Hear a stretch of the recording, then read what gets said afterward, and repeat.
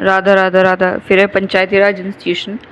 तो इसमें क्या है, जहान मुखर्जी और ये सारे लोगों ने बात की इस पे, देखेंगे हम। तो टी के उमन क्या बोलता है, एडवोकेट पीआरआई जो है did not succeed in North India, और ये it was very successful in South. तो साउथ में ज़्यादा सक्सेसफुल था ये। नॉर्थ इंडिया में जो कास्ट हायरार्की जो was very strong, caste hierarchy बहुत ज़्यादा स्ट्रॉन्ग थी इसमें। South India also had caste system but there was major जो caste movement led by lower caste. तो क्या है, साउथ में क्या है, कास्ट मूवमेंट ज़्यादा था जो लोअर कास्ट ने करा था, इस वजह से। एग्जांपल सेल्फ रिस्पेक्ट मूवमेंट हो गया, एसएनडीपी हो जाएगा, देन सत्य शोधक समाज ये हो गए। देन जहान मुखर्जी क्या बोल रहे हैं कि ना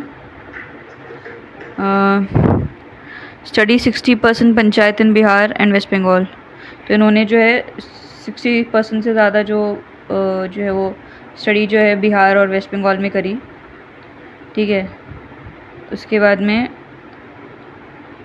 हाँ 40% ऑफ द वुमेन जो रिप्रेजेंटेटिव आर सेरोगेट रिप्रेजेंटेटिव। तो जो 40% है वो सेरोगेट है, मतलब खुद नहीं है, उनके जो हस्बैंड है या कुछ है वो है, ठीक है। Means the real power are lying with someone else, the true power are not with the women sarpanch. तो वुमेन सरपंच के पास में ट्रू पावर नहीं है, ठीक है। तो देन है 61% of the people voted on the basis of caste. 61% ने कास्ट के बेसिस पे वोट करा, ड्यू टू विच जो पीआरआई जो led to expansion of vote bank politics और कास्ट बेस्ड पॉलिटिक्स। तो इसकी वजह से क्या है, पंचायत में जो वोट बैंक पॉलिटिक्स या फिर कास्ट बेस्ड पॉलिटिक्स आ गई, ठीक है। देन सेल्वन क्या बोल रहे हैं कि is of the opinion that panchayati raj institution जो है whose goal was to empower the women rather empowering the women, the PRI largely led to the rise of women violence। तो इसका गोल था कि भाई वुमेन को एम्पावर करना है, पर वुमेन को एम्पावर करने के बजाय क्या है, वुमेन वायलेंस ज़्यादा बढ़ गया, ठीक है। Selvan says the equality preached by constitution student negation to the local hierarchy. तो जो इक्वालिटी की बात बोली ना पंचायत ने, वो जो है लोकल हायरार्की के बीच में आ गई, लोकल हायरार्की उसके बीच में आ गई, जो भी पंचायत ने मतलब कॉन्स्टिट्यूशन ने बात बोली। देन व्हेन वुमेन जो started participating in the politics and asserting their legal rights, but however the society was more guided by culture, religious and ethnic जो प्रिंसिपल। तो वुमेन जो पार्टिसिपेट करने लगी पॉलिटिक्स में और लीगल राइट्स असर्ट करने लगी, पर जो सोसाइटी है जो वो उसमें कल्चर, रिलीजन और एथनिक प्रिंसिपल ये इससे गाइड हो रहा था। These women became the victim of men violence rather than becoming empowered by the PRIs। तो क्या है, उनको जलन हुई तो और ज़्यादा वायलेंस करने लग गए, तो विक्टिम हो गई है। यानी गेल जो है ओम वेद क्या बोल रहे हैं कि she opined that Dalit are merely considered as vote banks, कि भाई दलित जो हैं वोट बैंक्स हैं। The PRI have not led to empowerment of Dalit, कि बस दलित को एक as a vote bank use किया जाता है वोट के लिए, जब तक वोट है तब तक आगे पीछे घूमते हैं, उसके बाद में कोई मतलब नहीं है,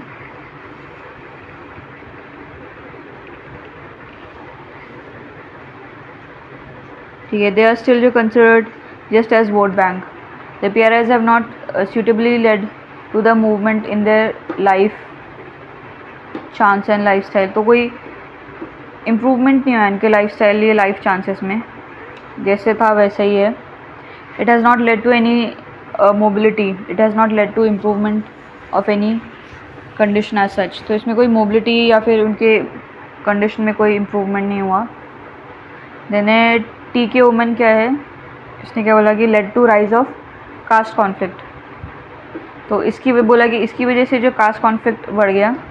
इसे PRI जो have increase the form of caste conflict in India। Because of PRI, the people became more aware about their right, and when they started demanding their right, it brought them in direct conflict with either the ritualistic pure caste or either the dominant caste of their respective societies। तो क्या PRIs की वजह से लोगों को उनके right के बारे में पता चला, तो जब वो डिमांड करने लगे राइट को, तो वो कॉन्फ्लिक्ट में आ गए। रिचुअलिस्टिक प्योर कास्ट या फिर जो डोमिनेटिंग कास्ट है उनका कॉन्फ्लिक्ट हो गया इनका। देन अमर्त्य सेन क्या बोल रहे हैं कि the 73rd amendment act have not led to democratic but only administrative decentralisation. तो बोला इसमें डेमोक्रेटिक डिसेंट्रलाइजेशन नहीं आया, ओनली एडमिनिस्ट्रेटिव डिसेंट्रलाइजेशन ही आया। ठीक है। द हिंदू एडिटोरियल, तो इसमें democratic decentralisation is barely alive in India. Editorial में बोले कि ये बेयरली अलाइव है, ठीक है। और द PRI मोर जो है agent to do the binding of higher level government. तो PRI एक एजेंट बन के रह गए हैं, जो हायर लेवल के गवर्नमेंट है उनका एक एजेंट ही बन के रह गए हैं, और इनका खुद का कुछ नहीं है। देन है हाँ ठीक है। Then it was not the people who are now taking the decision at PRI, it was the state government who still dominates and dictate the terms of the local organization by controlling their fund। तो ये जो लोग control करने के बजाय state government control कर रही है, अभी भी डोमिनेट करी, क्योंकि वो फंड को क्या कंट्रोल करती है, फाइनेंस को, फंड को, फंक्शंस को एंड देयर फंक्शनरीज। तो सभी तो स्टेट ही कंट्रोल कर रही है, ना तो उनके पास में फंड है, ना ही क्या बोलते हैं फंक्शनरीज ये सब हैं, ठीक है। देन है टेक्नोलॉजी, तो टेक्नोलॉजी एंड PRI, तो with rising use of technology centralisation of service is new reality. तो जैसे टेक्नोलॉजी बढ़ी ना, तो सर्विस का सेंट्रलाइजेशन जो है वो एक नई रियलिटी, मतलब सर्विस का सेंट्रलाइजेशन होने लग गया, मतलब सर्विस ज़्यादा इंपॉर्टेंट हो गई। Making PRI merely front desk office of government programme, तो एक फ्रंट डेस्क ऑफिस हो गई। देन ये एप्लीकेशन पार्ट है। देन कल्पना शाह क्या बोल रही है, says that although the PRI have not led to empowerment of women, but women in PRI should be considered as probationer। तो एम्पावरमेंट तो नहीं करा, पर वुमेन को प्रोबेशनर कंसिडर करते हैं। एज वुमेन जो entry into the PRI today may be they are considered as surrogate representative, but over a period of time they would start asserting themselves. कि अभी तो प्रोबेशन मान के चल रहे कि भाई ट्रेनिंग पे चल रही हैं, बाद में जाके परमानेंट हो जाएंगी, ठीक है, उनको सैरोगेट रिप्रेजेंटेटिव माना जाता है, पर over a period of time जो है वो अपने आप को असर्ट करने लग जाएंगी। कल्पना शाह जो है बिलीव PRI जो है may have not empowered women, but it has provided a field where women can be train in order to largely become empowered. तो बोला कि भाई एम्पावर तो नहीं करा, पर एक ट्रेनिंग, मतलब उनको ट्रेन कर रहे हैं जिससे कि वो एम्पावर हो सके। तो PRI although have not certainly led to empowerment, but evaluating PRI in 35 years of its existence and reflecting upon it as failed policy for the empowerment and social justice at the grassroots level will largely be a misnomer और a faulty evaluation। तो अगर हम बोले कि भाई PRI ने 35 साल में कोई एम्पावरमेंट करा ही नहीं है, ठीक है, और फेल्ड पॉलिसी हैं, तो ये एक मिसनॉमर है। Therefore, the PRI today has yielded tremendous benefit as the start has been made by a representative of women। तो इसने क्या है, ट्रमेंडस बेनिफिट किया है, क्योंकि जो स्टार्ट है वो हो गया है, made by the representative of womens and lower caste today as a space which they earlier did not have. पहले तो उनके लिए जगह ही नहीं थी, एटलीस्ट अभी जगह तो है, तो अभी एंटर करके ये लोग जो है कम से कम काम तो करे कुछ। तो at least it have converted them from infra citizen to sub citizen. तो पहले इंफ्रा सिटीजन थे, अब सब सिटीजन में कन्वर्ट हो गए हैं। Making being actively participated in the governance process, तो अब क्या है, एक्टिवली पार्टिसिपेट करे गवर्नेंस प्रोसेस में, but over a period of time there is a strong believe or at least there is possibility that these people जो would also be empowered to become supra citizen. पर एक strong belief है कि over period of time ये super citizen बन जाएंगे। Then है collective action, इसमें क्या है, तो both are goal oriented, both are organised.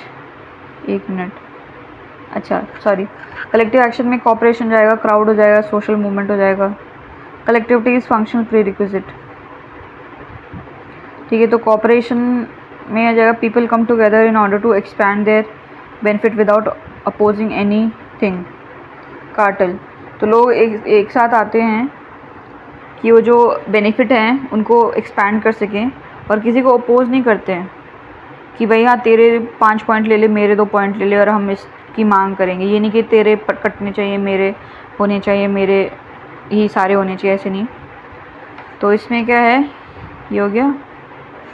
Then है क्राउड में क्या है, not goal oriented, goal oriented नहीं होता है, बस इकट्ठा हो जाता है, नॉट ऑर्गेनाइज्ड, एक सडन मूवमेंट होता है ये। देन सोशल मूवमेंट क्या है, पीपल जो है come together in order to not only promote a particular cause but also to oppose a particular policy change। तो लोग एक साथ आते हैं कि कोई प्रमोट करने के लिए और अपोज करने के लिए, दोनों के लिए आते हैं कि कोई कॉज है उसको प्रमोट करने के लिए और कोई पर्टिकुलर पॉलिसी उसको चेंज कर अपोज करने के लिए। तो कॉपरेशन और सोशल मूवमेंट जो है दोनों गोल ओरिएंटेड हैं, दोनों ऑर्गेनाइज्ड होते हैं ये। तो सोशल मूवमेंट में एजिटेशन, प्रोटेस्ट, रेवोल्यूशन ये सब आ जाएगा। Then question, all the collective actions are social movement, do you agree? तो आंसर no। या फिर all the social movement are collective actions, do you agree? Yes। या क्वेश्चन आएगा, all collective actions are always organized and have an organizational structure, discuss। no, answer no होगा इसका।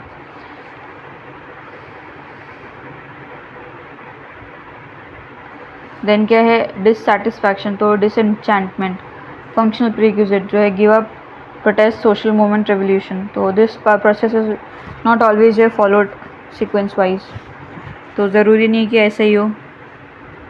Dissatisfaction, इसमें क्या है, not satisfy with the outcome, ठीक है, इसमें ही होता है। डिसएंचेंटमेंट में क्या होएगा कि ना, outcome would never be satisfactory in the existing scheme of things, कि जो अभी चीज़ें चल रही है उसमें आउटकम कभी इनको सेटिस्फैक्ट्री लगेगा ही नहीं। तो ये from the structure। तो एक क्वेश्चन है, the protest and social movement are synonymous when studied from the cause which they are rise from। ठीक है, देन नेक्स्ट टॉपिक देखते हैं। तो नेक्स्ट है अपना टॉपिक है revolution, religion and society, animism, naturalism. तो रेवोल्यूशन इसमें क्या है कि ना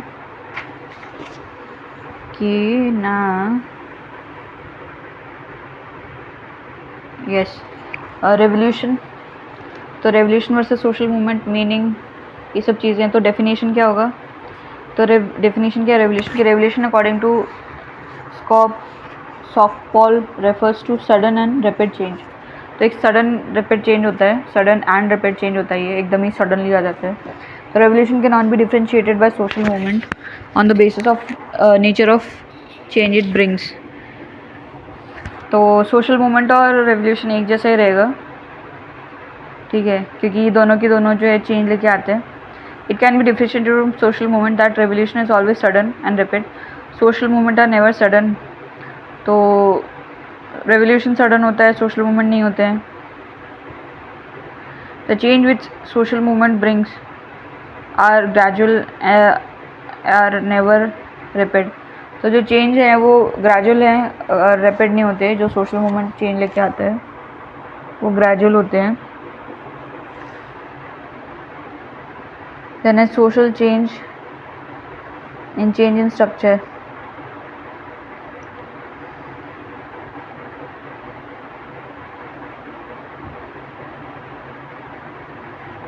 तो सोशल चेंज ग्रेजुअल होते हैं। एक मिनट, डायग्राम भाई बहुत सारे डायग्राम बना रखे हैं। कलेक्टिव ये सब है। एरिस्टोटल क्या है, revolution brings change in the political system, he negates the proposition that revolution brings complete change. Aristotle बोलता है कि रेवोल्यूशन जो है पॉलिटिकल सिस्टम में चेंज लेके आता है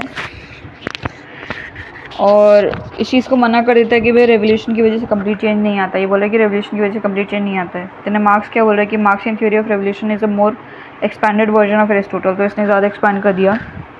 Aristotle appoints that it brings change in only certain sphere. Marx also agree to this but however depart his ways from Aristotle and advocates complete change. तो एरिस्टोटल बोल रहा है कि भाई कुछ कुछ स्फीयर्स में चेंज आता है, सर्टेन स्फीयर में। मार्क्स बोला है कि नहीं, सारे स्फीयर में चेंज आ जाता है, एकदम चेंज ले आता है।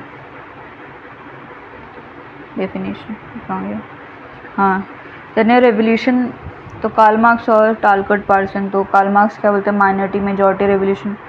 तो माइनॉरिटी पर्टिकुलर चेंज लेके आता है, मेजॉरिटी जो कंप्लीट चेंज लेके आता है। टालकॉट पार्सन बोल रहा है रेवोल्यूशन जो है वो पर्टिकुलर चेंज लेके आएगा, ठीक है। देन टालकॉट पार्सन क्या बोल रहा है, revolution can bring complete transformation of society, हैं कैन नेवर ब्रिंग, अच्छा बोला कि कंप्लीट ट्रांसफॉर्मेशन नहीं होगा।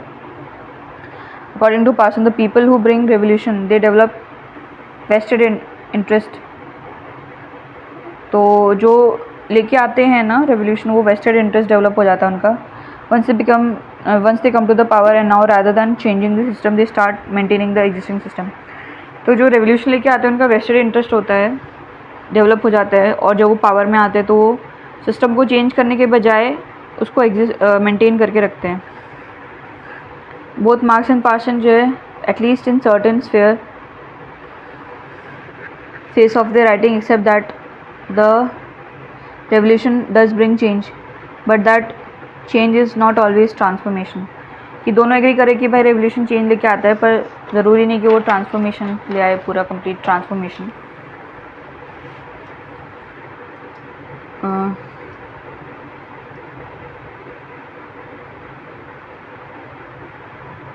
देन है कॉज ऑफ रेवोल्यूशन, तो डेविड एंड एरिस्टोटल ये कुछ बोल रहे हैं, ये सब देखते हैं क्या बोलते हैं। तो एरिस्टोटल क्या बोल रहा है, दो कॉज होते हैं, जनरल और स्पेसिफिक। तो जनरल में क्या है कि फैक्टर्स कैन ब्रिंग जो revolution in any form of society, corruption हो जाएगा, पैशन फॉर पावर या फिर इनइक्वलिटी, इनकी वजह से आ सकता है, ये जनरल कॉज हो गया।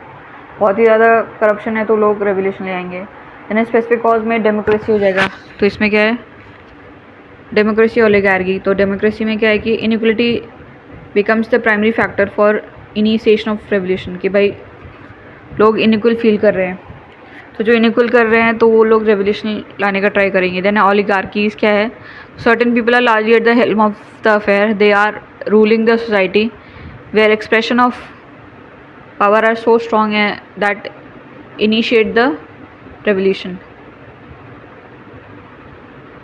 Repression of power, repression of masses, sorry.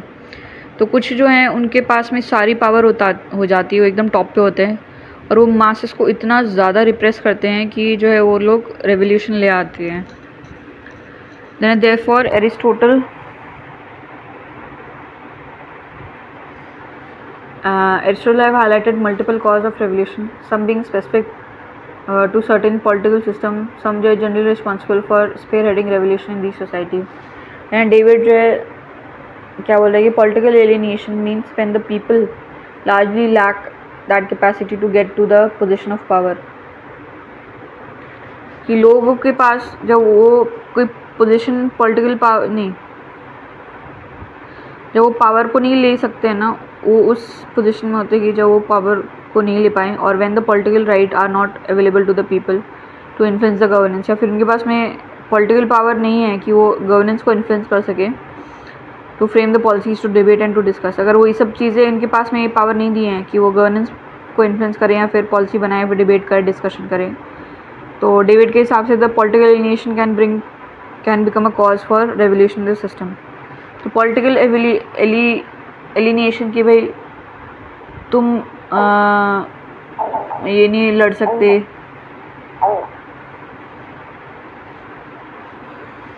Fight नहीं कर सकते, वोट नहीं डाल सकते, ये सब चीज़ें अगर उनको राइट नहीं मिलते हैं तो वो लेके आएंगे रेवोल्यूशन। तो सोल्यूशन क्या है, एरिस्टोटल ने क्या दिया है, एजुकेट द मास। तो educated people become more conscious of largely become unequal in society.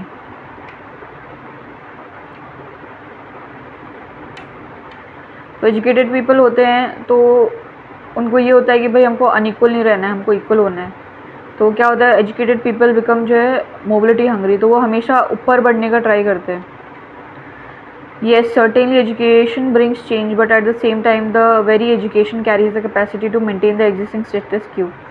तो एजुकेशन चेंज लेके आता है पर वो स्टेटस क्यू भी मेंटेन करता है। As education by making people more rational can also make the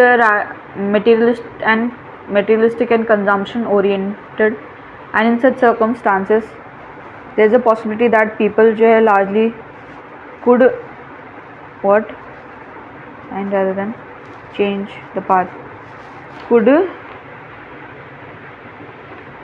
walk the line rather than change the path. ठीक है, तो एजुकेशन से लोग रैशनल होते हैं, वो ज़्यादा मटेरियलिस्टिक कंजम्पशन ज़्यादा करने लगते हैं, तो उन सर्कमस्टांसेस में लोग जो हैं वो जो अभी लाइन चल रही है उसी पे चलते हैं, रैदर दैन कुछ चेंज लाने के बजाय जो चल रहा है उसी को ही मेंटेन करके रखते हैं। तेने ये क्या है, पैट्री, अरे भाई एरिस्टोटल, ये क्या है, इनकलकेट पेट्रियोटिज्म। अच्छा पेट्रियोटिज्म, हाँ दूसरा बताया इसने। तो सोल्यूशन में जो पहला है एजुकेट करो मास को, फिर पेट्रियोटिज्म लेके आओ, फिर इनजस्टिस। तो पेट्रियोटिज्म में बोला कि इनकलकेट करो patriotism among the people in order to prevent the revolution, कि भाई देश है तुम्हारा, ये उसको क्यों तोड़ फोड़ रहे हो, क्यों ख़राब कर रहे हो। ठीक है, अपने देश के लिए अगर तुम देश की गवर्नमेंट के या खिलाफ जाओगे मतलब तुम देशभक्त नहीं हो, इस तरीके से चीज़ें लेके आ जाओ। देन इनजस्टिस, तो reduce the injustice present in the society, the spirit of revolution would never take place in the society. तो जो भी इनजस्टिस हो रहा है उसको रिड्यूस कर दो, ख़त्म मत करो, रिड्यूस कर दो। जैसे बहुत ज़्यादा टैक्स कर दिया, मतलब मान लो 50% है तो उसको 25 पे ले आओ, है ना। लोग को लगेगा अरे भाई, तो टैक्स तो 25% अभी भी ज़्यादा है, GST, है ना। तो वही है, therefore as far as the revolution is concerned, revolution can be considered as one of the most extreme version of social action। तो social action का एकदम extreme version होता है ये, where a leadership provides an ideology to bring a complete transformation। तो एक leader होता है वो आइडियोलॉजी देता है कि भाई कंप्लीट ट्रांसफॉर्मेशन लाने के लिए, not only in system but in the life of the people, system और लाइफ में लाने के लिए। ठीक है, revolution can be violent, non violent, can be total or may not be total aspect. तो violent, non violent, total, non total भी हो सकता है। बट हाउएवर द रेवोल्यूशन जो have been considered as very prominent vehicle of bringing change. तो ये change लेके आता है। Sometimes those change can be complete transformation and sometimes this change could only be reformative in nature। कभी complete transformation होता है, कभी कभी reformation लेके आता है। then different people have given their, अरे यार क्या लिखा है, given their when some opines bring complete, कुछ बोलते हैं कि different opinion दे, कुछ बोलते हैं कि complete change लेके आता है, कुछ बोलते हैं कि पूरा कहीं कहीं चेंज लेके आता है। The cause again could be political desensitisation, कि पॉलिटिकल डिसेंसिटाइज हों लोग, मतलब जो नेता वेता हैं, लैक ऑफ पॉलिटिकल राइट हो, या फिर इनजस्टिस हो उनके साथ में, और इट कुड बी इनइक्वलिटी और repression of the masses. The best way to prevent a revolution is to largely ensure that inequality and injustice no more remains in the society. अगर रेवोल्यूशन को हटाना है तो इनजस्टिस जो हो रहा है ना उसको ख़त्म कर दो। देन रिलीजन एंड सोसाइटी, तो Bruce says secularisation took place in the world, religion which was in the public sphere has now entered in private sphere. तो ब्रूस ने बोला कि भाई सेक्युलराइजेशन हो गया है, और जो रिलीजन जो पब्लिक स्फेयर में होता था, लोग जब यूजुअली लोग कुछ भी होता था सब मिलके करते थे, बाहर आके करते थे, अब वो घर के अंदर करने लग गए हैं। पहले जैसे हवन होते थे, लोग बहुत ज़्यादा हवन करते थे, या फिर मतलब कथा या फिर भजन, ये कीर्तन, ये सब करते थे, अब वो घर के अंदर ही करने लग गए हैं ना। रिलीजन वाज नाउ जो है practice only at your home, out the home you are more secular. तो घर के बाहर तो आप सेक्युलर हो, घर के अंदर ही रिलीजियस हो। And because women are staying at home they become more religious and men become secular। तो क्योंकि औरतें ज़्यादातर घर पे रहती है तो वो ज़्यादा सेक्युलर हो जाती हैं, रिलीजियस होते हैं, और मैन जो बाहर रहते हैं तो वो सेक्युलर हो जाते हैं। देन है लिंडा वुड, क्या बोलते हैं, modernity realisation feminisation of church. तो ड्यू टू मॉडर्निटी जो है रैशनलाइजेशन टुक प्लेस, मॉडर्निटी की वजह से रैशनलाइजेशन आया, एंड मैन जो है benefited from it because it was और आदमी को बेनिफिट हुआ, क्योंकि it was ultimately the man who are getting the education, who are participating in the economic sphere, क्योंकि मैन जो है उन्हीं को एजुकेशन मिल रही है, इकोनॉमिक स्फीयर में पार्टिसिपेट कर रहे हैं, ठीक है। Therefore the rationalisation did not benefit women because women were restricted in their homes. तो वुमेन तो चार दीवारी में रहती है, and a result of which man in the society become secular in comparison to women. तो मैन जो है सेक्युलर हो गए और वुमेन जो है ज़्यादा रिलीजियस रही। Both of them opine, Linda would and Bruce, की दैट rationalization जो took place, but the advantage of it was reaped by men, कि भाई rationalization हुआ पर उसका benefit जो है men लेके चले गए, because men benefited from rationality as they were largely having freedom to get education, क्योंकि उनके पास में freedom है education की, job की। women जो है since restricted in their families they could not benefit from rationality, तो family में restricted है तो वो rationality में benefit नहीं करेंगी। एंड एज रिजल्ट जो वुमेन रिमेन जो religious in comparison to man in the society, इसीलिए वो रिलीजियस रही। जो डज रिलीजन मीन रिलीजियोसिटी, तो who are more religious, majority या फिर माइनॉरिटी। तो ब्रूस क्या बोलते हैं कि माइनॉरिटी जो है बट फॉर सोशल रीजन, तो he says minority are more religious in comparison to majority. मतलब माइनॉरिटी रिलीजियस है ज़्यादा, not because of the religiosity but because of the social reasons, social reasons की वजह से है। In order to develop strong bondings, maybe in order to protect themselves, maybe to monopolize the resources। तो ये किस लिए, ये क्यों ज़्यादा रिलीजियस होते हैं? क्योंकि स्ट्रॉन्ग बॉन्डिंग डेवलप करने के लिए, अपने आप को प्रोटेक्ट करने के लिए, या फिर जो रिसोर्स है उनको मोनोपलाइज करने के लिए।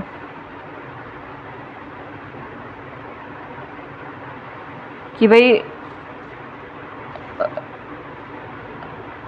कि कोई सेक्ट है तो प्रोटेक्ट करने के लिए अपने आप को ज़्यादा बातचीत करेंगे, ज़्यादा मीटिंग्स करेंगे, ज़्यादा पॉलिसीज़ बनाएंगे, तो माइनॉरिटीज़ में ज़्यादा स्ट्रॉन्ग होता है। देन है रिलीजन, तो रिलीजन जो है मीनिंग क्या है, ईडी इमाइल डरखाम क्या बोल रहा है, worship of society, that is collective worship of society. Then है मैक्स वेबर क्या बोल रहा है कि worship of gods and spirit. तो ओवरऑल जो है रोनाल्ड एंड रॉबर्टसन क्या बोलते हैं कि belief in supernatural that has governing effect on life, कि सुपर नेचुरल में बिलीव करना जो कि हमारी लाइफ को गवर्न कर सके। यानी ओरिजिन क्या है रिलीजन का, एक तो एनिमिज्म है, एक नेचुरलिज्म है। तो in order to largely explain the origin of religion there are two जो है प्राइमरी अप्रोचेस विच डेवलप। पहला है theory of animism given by Tylor, है ना। Then theory of naturalism given by Max Miller and Andrew Lang. तो इन दोनों ने दिए हैं। तो एनिमिज्म जो टेलर ने क्या बोला, ये बुक लिखी है उसने प्रिमिटिव कल्चर में, तो इसमें रेलेवेंस लिखा है, थ्योरी और इश्यूज ये सब लिखे हैं चीज़ें।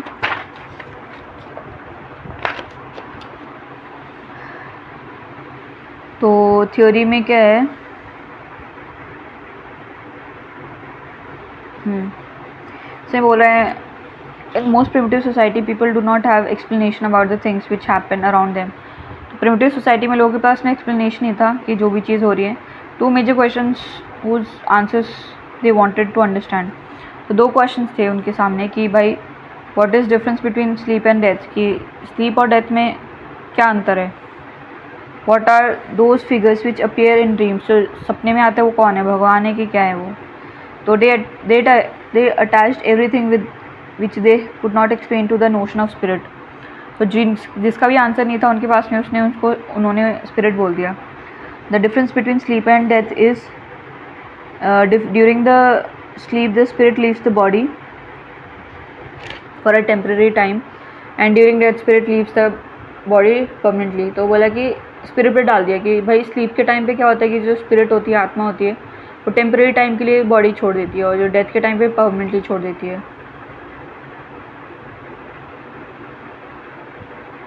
अरे क्या ये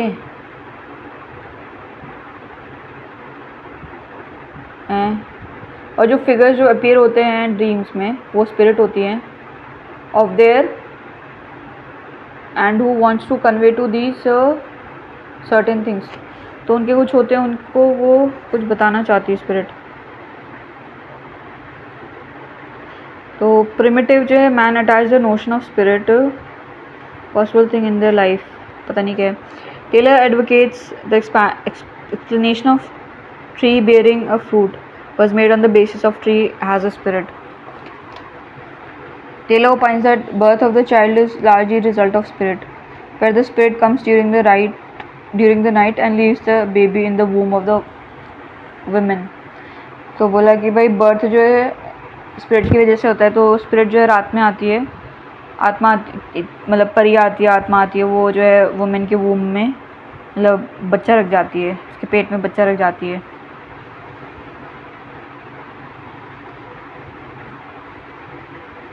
ठीक है,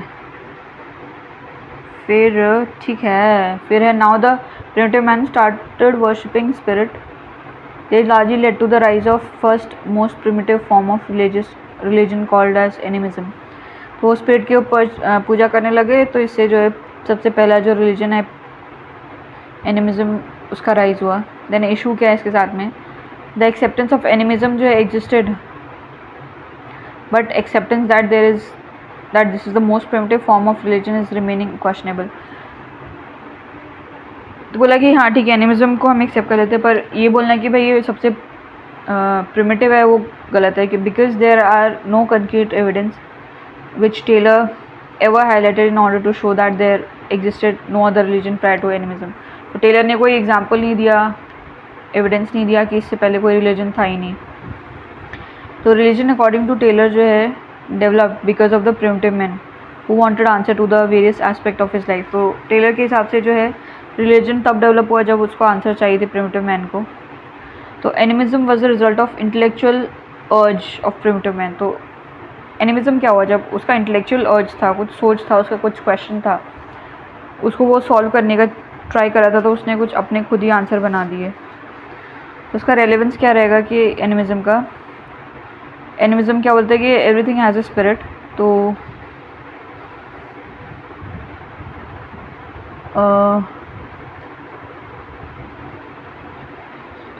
इको पैगनिज्म, तो ये स्पिरिट की वर्शिप करते हैं। तो based on the essence of animism which opines that nature also has spirit.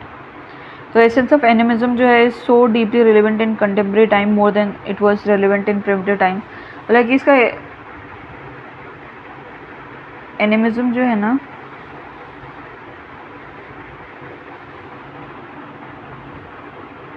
इसका रेलेवेंस जो है कंटेम्प्रेरी टाइम में ज़्यादा है देन प्रिमिटिव टाइम में, क्योंकि इसका एप्लीकेशन जो है कंटेम्प्रेरी टाइम में can help us in tackling the modern day challenges such as climate change.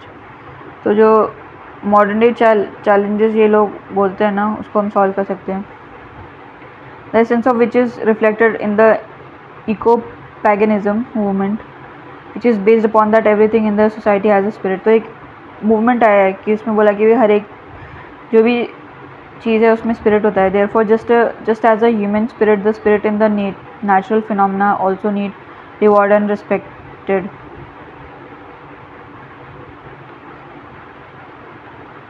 तो जैसे ह्यूमन की स्पिरिट होती है, तो जो भी नेचुरल फिनोमेना स्पिरिट होती है उनको भी रिवॉर्ड या फिर रिस्पेक्ट चाहिए, उनकी भी पूजा करनी चाहिए। क्लियरली इंडिकेटिंग दैट एनिमिज्म जो है as explaining the origin of religion may not be relevant, but animism as an ideology to protect the environment is more than relevant today than it ever। तो जो उसका कौन सा part relevant है कि भाई हमको एनवायरनमेंट को प्रोटेक्ट करना है, वो ज़्यादा रेलिवेंट है। Not only this, the very relevance of animism as a religious practice is still relevant in the contemporary time. Even today, the concept of animism is practiced, may not as an individual religion, but as a practice within other religion. तो एक individual religion नहीं है, पर मतलब other religions में कुछ देख सकते हैं पार्ट इसका। जैसे Hinduism, the concept of pitri puja still practised, worship of the spirit of the ancestors. Hinduism में पितृ पूजा करते हैं ना, तो अभी भी करते हैं, है ना। फिर है animism as an individualistic religion also existed among the most primitive people tribe, indicating that animism existed if evaluated from functionalist perspective, that अगर हम फंक्शनल पर्सपेक्टिव से करें तो वो एग्जिस्ट करता है, that if anything exist in society it's more और less functional for the society. अगर कुछ एग्जिस्ट करे तो वो सोसाइटी के लिए बेनिफिशियल है, making us accept the relevance of animism, animistic ideology और animism as a religion. Then है नेचुरलिज्म। तो yes, animism can explain the origin but this explanation can not be substantiated. Then naturalism तो क्या है, theory क्या है, Max Muller rejected that animism is not the most primitive form. बोला कि जो एनिमिज्म जो है वो मोस्ट प्रिमिटिव फॉर्म नहीं है, naturalism was the most primitive form of all the religion. बोला नेचुरलिज्म है the primitive man had complete dependence on nature because he did not have the avenue to control the nature। तो primitive man तो वो nature को control नहीं कर सकता था, उसके पास में कुछ था नहीं, तो वो कम्प्लीटली नेचर पे डिपेंडेंट था। दिस नेचर इन्फ्लुएंस है every aspect of primitive men's life. तो इसने उसकी लाइफ को बहुत ही ज़्यादा इन्फ्लुएंस करा, and because of this extreme dependency on nature the primitive man जो स्टार्टेड वर्शिपिंग द नेचर। तो इतना ज़्यादा डिपेंडेंट हो गया कि वो वर्शिप करने लग गया। Nature many times brought havoc with their life. Nature many times helped in sustaining their lives। तो काफ़ी टाइम तो तबाही लेके आ गया, कभी काफ़ी टाइम सस्टेनेंस लेके आया। Therefore the most primitive religion is naturalism, not animism। तो सबसे प्रिमिटिव जो है वो नेचुरलिज्म है, ना कि एनिमिज्म। तो it was it was not the intellectual urge which led to the formation of religion, it was the dependency of primitive man to nature first led to the establishment of religion in society। तो बोला कि intellectual अर्ज नहीं था कि उसने कुछ सोचा मेरे को इसका आंसर चाहिए, इसकी वजह से नेचर मतलब रिलीजन आया, नहीं, पर जो डिपेंडेंसी थी प्रिमिटिव की नेचर के ऊपर, इसकी वजह से रिलीजन आया। तो इशू क्या है, as a theory of origin, both naturalism and animism is marred by the same virus, that both does not substantiate their understanding and proposition on the basis of empirical evidence। कि दोनों बोले हम पहले तो इनको ये एविडेंस नहीं दिया कि उससे पहले कुछ था ही नहीं। तो रेलेवेंस क्या है, पीपल जो made the religion for their dependence और फॉर देयर बेनिफिट। तो लोगों ने रिलीजन किस लिए बनाया, उनके बेनिफिट के लिए या फिर उनके डिपेंडेंसी के लिए। It was purely the outcome of necessity. तो नेसेसिटी की वजह से रिलीजन बना। Even in contemporary times man और वुमेन जो become religious many times because of their dependency. तो वो कभी कभी डिपेंडेंट होते हैं लोग, तो वो आज के टाइम में तो वो रिलीजियस हो जाते हैं। एग्जाम्पल, नाग देवता जो है सिर्फ